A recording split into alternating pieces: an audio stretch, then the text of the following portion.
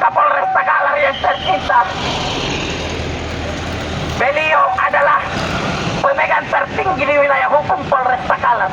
Sekelompok mahasiswa yang menamakan diri Koalisi Mahasiswa Pembebasan Rakyat menggeruduk Mapolres Takalar memprotes madeknya sejumlah penanganan kasus. Ada pelanggaran supremasi hukum di Polres Takalar, kata orator Aditya Cokas. Beberapa kasus, seperti pengeroyokan di Bontomatene dan Lantang itu mandek, pelaku tidak ditahan, prosesnya berlarut-larut, sambungnya.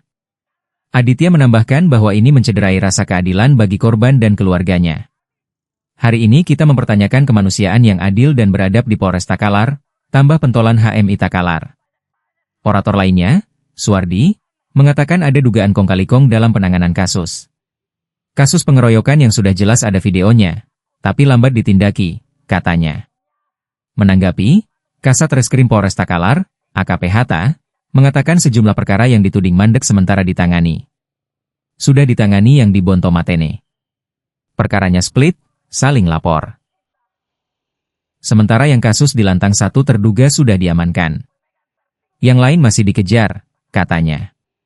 Akibat aksi demonstrasi ini, satu lajur Jalan Jenderal Sudirman ditutup. Lalu lintas dari arah selatan, ke arah Makassar, dialihkan ke jalan depan Kejaksaan Negeri Takalar. Ya, hari ini apa tuntutan dari mahasiswa? Jadi tuntutan dari teman-teman Koalisi Mahasiswa Pembebasan Rakyat itu pertama terkait dengan pengeroyokan yang kemudian terjadi di BTN Bontomatene, Kelurahan Bajeng, yang kemudian sampai hari ini tidak terselesaikan di Polres Takalar. Ya, itu apa dugaan dari mahasiswa sampai belum terselesaikan? Jadi mungkin pertama kita menganggap bahwa tindakan yang kemudian diambil oleh KSRS dan tidak mampu menyelesaikan itu, kami menduga bahwa ada kong kali kong yang dilakukan oleh KSRS Krim Takalar dengan pelaku. Ya. Jadi apakah ada kasus-kasus lain juga yang disoroti oleh mahasiswa? Jadi kalau kita berbicara, mungkin bukan hanya kasus yang di Bontomatene yang kita peringati, tapi ada beberapa kasus problem yang kemudian terjadi terkait dengan tindakan kriminal. Di Lantang tindakan pengeroyokan terjadi namun tidak diselesaikan oleh Polres Takalar, khususnya Kasat Reskrim. Kenapa? Seharusnya Kasat Reskrim atau aparat penegak hukum mengambil langkah yang bijak. Karena apa? Karena ini menjadi ketakutan di masyarakat, keresahan di masyarakat terkait dengan tindakan kriminal. Apa yang dilakukan jika tidak ada tindak lanjut?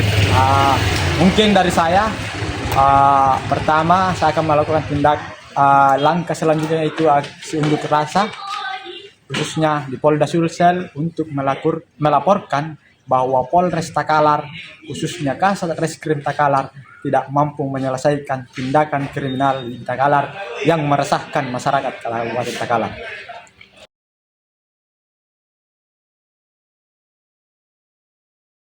Download Tribun X sekarang, menghadirkan lokal menjadi Indonesia.